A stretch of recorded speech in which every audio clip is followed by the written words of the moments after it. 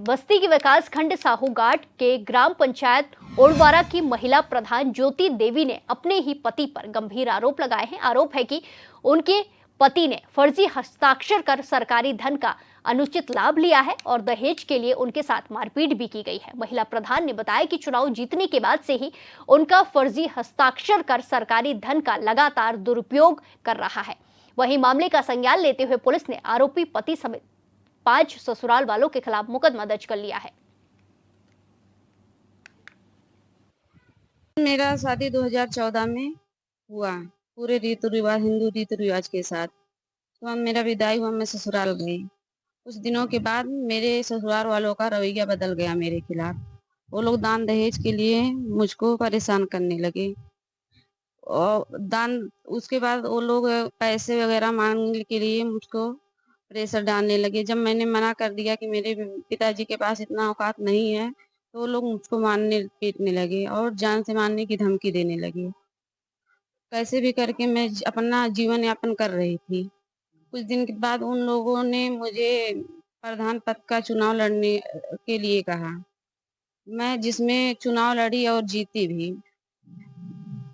उसके बाद वो लोग प्रधानी चलाते थे और मेरा कहीं भी प्रमाणित करना वगैरह रहता तो मेरा हस्ताक्षर होता था और पैसे की भुगतान वगैरह के लिए मेरा हस्ताक्षर कहीं नहीं होता था। जब मुझे पता चला तो मैं उसके लिए विरोध की, जिससे वो लोग मुझको डरा धमका कर मार पीट कर विवश करते थे कि आवाज मत उठाओ।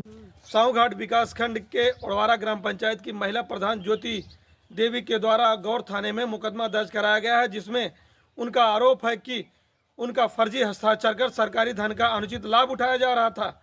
वहीं जब महिला प्रधान से बातचीत की गई तो उनके द्वारा बताया गया शादी के बाद से उनके परिवार के द्वारा लगातार उनको दहेज के लिए प्रताड़ित किया जा रहा था। जब वह इस फर्जी हस्ताक्षर की उनको जानकारी हुई तो उनके द्वारा यह बताया गया कि उनके पति द्वारा उनको मार पीट कर उनके सरकारी डोंगल और पेन ड्राइव छीनकर उनको घर से बाहर निकाल दिया गया। वहीं इस पूरे प्रकरण को लेकर जब गौर थाने के थानाध्यक्ष गणेश सिंह से बात की गई तो उन्होंने बताया कि प्राप्त तहरीर के आधार पर मुकदमा दर्ज कर जांच पड़ताल की जा रही है। बस्ती से एचएनएन के लिए रत्नेश्वर मिश्र।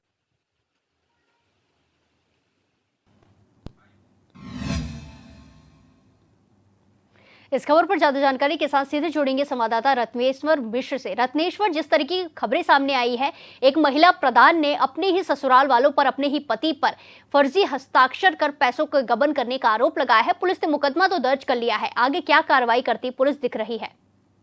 जी प्रिया, मैं आपको बता दूं, इस पूरे प्रकरण को लेकर गौर थाने में डीआईजी दिनेश कुमार पी के निर्देश पर मुकदमा दर्ज हुआ, जिसमें प्रधान के जो प्रधान महिला प्रधान है उसके द्वारा बताया गया कि उसका फर्जी हस्ताक्षर कर पूरे 5 सालों में लगातार उसका फर्जी हस्ताक्षर कर सरकारी धन का अनुचित लाभ उठाया जा रहा था, जिसको उसकी जब जानकारी हुई तो उसने विरोध करना शुरू किया। वहीं उसने यह भी बताया कि शादी के बाद से उसको लगातार दहेज के लिए भी प्रताड़ित कर रहे थे, लेकिन जब उसको ये फर्जी हस्ताक्षर का सरकारी धन अनुचित कर उसको जेल भेजने की लोग सनद रच रहे थे तो वो लगातार विरोध करने लगी।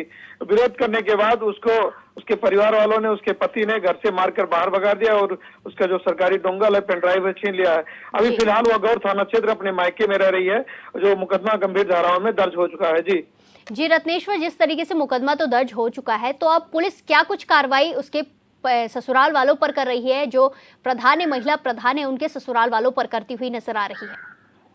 फिलहाल अभी जो गौर थाने की पुलिस है इस पूरे प्रकरण को लेकर जांच पड़ताल कर रही है। जांच पड़ताल कर जो भी तथ्य आएंगे वह उस पे, इसमें अभी फर्जी जो 420 है उसका भी मुकदमा दर्ज हुआ है, मारपीट का भी मुकदमा दर्ज हुआ है, कई गंभीर धाराओं मुकदमा दर्ज हुआ। मुकदमा दर्ज होने के बाद जांच पड़ताल कर गिरफ्तारी भी हो सकती है।